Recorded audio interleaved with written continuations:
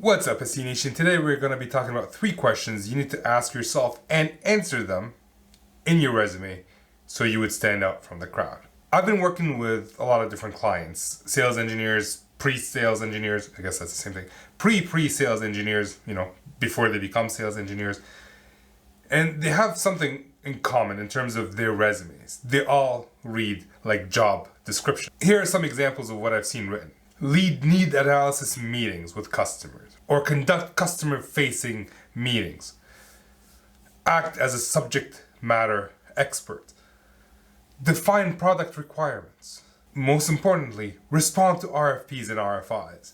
Or when we talk from a technical perspective, we see a bullet list of things that the individual knows: SaaS, AWS, machine learning, all in bullet point format and all without any context.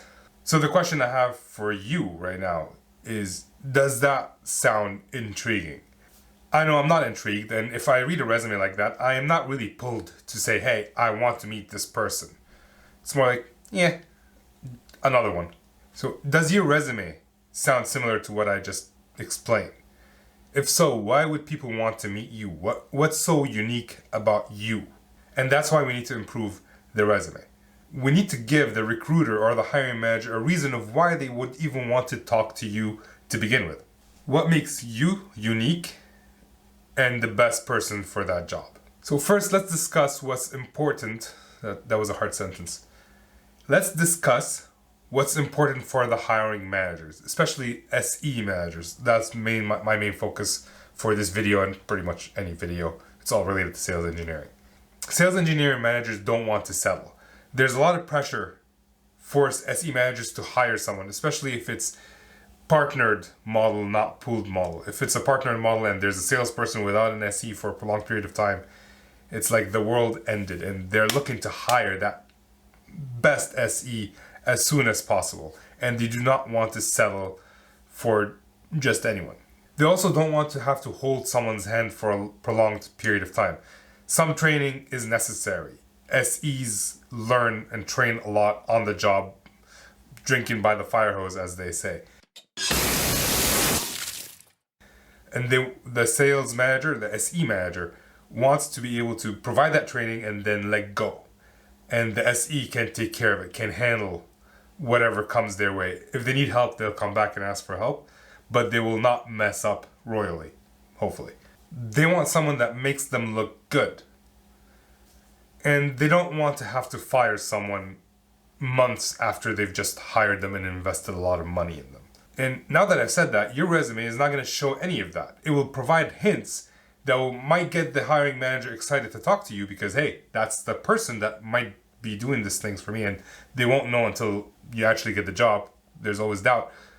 But the resume should provide those little hints that this is what I've done in my former place. Most sales people and SEs, when they're writing their resume, they talk about quota attainment. That's one way to show their accomplishments, that they've been able to achieve and do things for their company. Like, hey, I've achieved 120% of quota. However, there are some SEs that might have had a bad territory and never hit quota. So are they out of luck? No. Or there could be people that never carried a quota, SEs that might not have carried a quota, or you're not even an SE yet. So how could you be talking about quota attainment? We have to think of other ways to do that. Here are 3 questions I ask my clients while we're working on their resumes. Question number 1, what are you most proud of in your career so far? And there might be more than one thing, but there should be at least one. If you've been on the job for 1 year or 10 years, you should be proud of something you've done. Otherwise, you've been coasting. If you're coasting and you're expecting to coast as a sales engineer, don't apply. It's not going to happen. It's not going to work. Continue coasting in your current job. But if you have some accomplishment that you're proud of, we need to highlight those in your resume. Did you work on a side project that you then presented to your team and now the whole team adopted as part of their process or something like that? What other accomplishments can you think of? Did you improve process within your company that ended up saving the company money or making the company money? Because that is something that sales engineer managers are looking for in their SE team. Here's one example of something I'm proud of, something that I accomplished a while back while I was in post sales. I was a network design engineer. I was sent to do a workshop at a small regional service provider.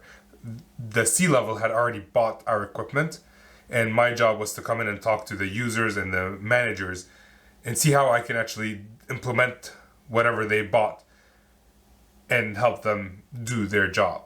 Now, the management and the users didn't want to go with my company. They were against it. They hated my company. They wanted to go with a competitor that they're already familiar with. And they know. And they decided to give me the hardest time they could ever give anyone. And that was a trend that they did with almost anybody from my company that showed up. And my accomplishment was when I walked in on day one of the workshop, I had 5 enemies in the room. When I walked out, I had 5 friends 3 days later.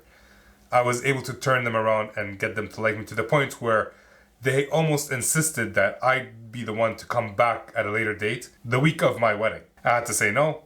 They sent someone else. They made them cry.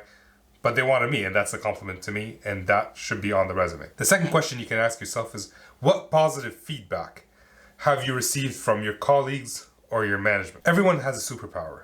Sometimes it's hard to see ourselves, but that's where colleagues and management come in. I mean, even the worst managers give occasional good feedback. The worst manager I've ever had, he gave me feedback that, hey, Ramsey, what I like about you is that you're not a perfectionist. Odds are you've already received feedback about that. They might have not sat you down and said, hey, Ramsey, your superpower is blah, blah, blah, blah, blah, blah.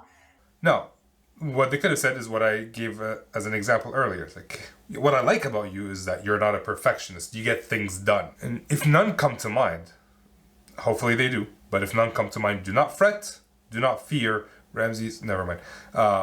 What you can do is just email your colleagues. Say like, hey, I am trying to understand what my superpower is. What do you think I am good at? And what do you think I'm bad at and I need to improve? It's good to have these check-ins anyways with your management team or your colleagues, your mentors. So it's not a bad thing to ask whether you're looking for an SE job or not, or whether you're looking to move SE jobs or not. So just check what your superpower is so that you can actually add that to your resume. Obviously, I didn't add the fact that I'm not a perfectionist to my resume because everybody seems to want perfection. I have other superpowers that I usually talk about. The third question you need to ask yourself is, have you received great feedback from your clients or customers? Whether you're from support, network design as I was before, software development, quality assurance, IT, you have your own set of clients. Whether it's the management team, product management team, whoever it is, you work with other people beyond just you and your team. Someone could have provided you good feedback. And it doesn't have to be a verbal piece of feedback as well. For example, a friend of mine was told by customers that he's the only SE that they want to work with. They don't want to work with another SE. They didn't tell him, hey, you're the best SE out there, but hey, they said, I want to work with you and only you. That's a great compliment. That shows that you've built trust. And that's something that you can put on your resume. You've received feedback from customers that they only want to work with you as an SE. It could be part of your executive summary or accomplishment list. So what do your customers or clients think of you? The general rule is what other people think of you is none of your business. But when you want to build your resume, it's good to get feedback and referrals from people that you affected in your day-to-day life. Another question is, still within that, is have any of your customers ever emailed your manager praising you for something? What was that praise about? Here's an example from me emailing someone else's manager. I used to work with a person who, within my company, I am his client in a way, and they need to do things for me to be able to do my job. And I would email them once, twice, 3 times. I would follow up like 5 times potentially. And in the end, they might come back saying, oh, I forgot, oh, this was done, or oh, it's not my job, this is X's job. It was the most annoying thing in the world. I had to do my job, their job, and X's job as well. That person since moved on, and we have a new person on the team. And whenever I send an email, I don't have to follow up anymore. If it's X's job, the new teammate, the new person, makes sure that it gets done by X. So he lifted a weight off of my back, and I made sure to send that information to his management team, telling them like, hey, I don't have to follow up with this person. I trust them, and they can get stuff done, and I'm very thankful for that.